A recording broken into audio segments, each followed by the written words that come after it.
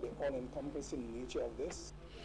Frank Myers and Jeff Stewart may not see eye to eye often, but both accountants agree that 2009 will be a challenging year for St. Lucia. Already, the tourism industry has begun feeling the brunt of the global financial crisis, with hundreds of former hotel employees on the breadline.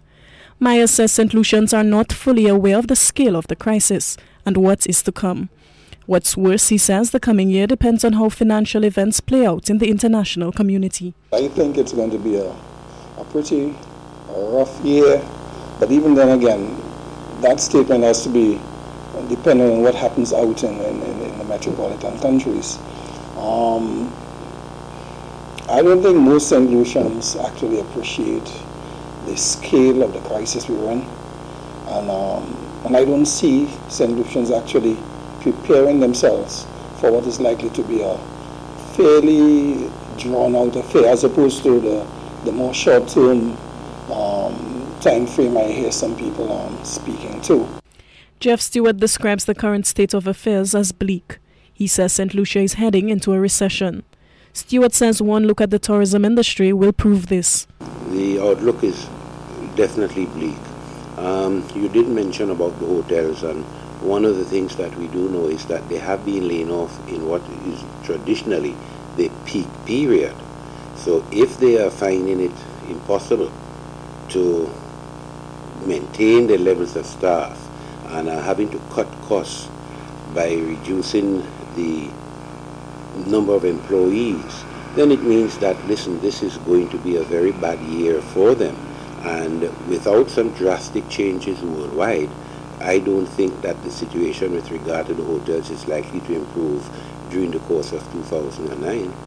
There are reports that government will be cutting costs this year, and the labor force will be hit first.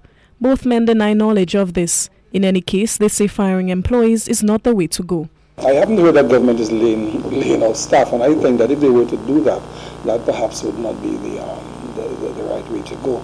I think at this particular moment in time, what we really need is employment. We've got to keep people employed. And I think if we approach it from that perspective, as opposed to the use of a word I've been hearing, which is bailout, I don't think we should treat or even consider anything government does as a bailout. We have to look at the perspective that the tourism industry is so important that those persons who are engaged in it have to be kept occupied. We have been crying for this reduction in the cost of running government for many years. It's a very difficult thing to do, and I am one who feels that government can't join in the process of reducing staff, laying off people and so, because you see, when you're going into recessions, as I believe St. Lucia is going to head into following the United States and the other big economies, you don't get out of it by laying off people. You get out of it by increasing business activity.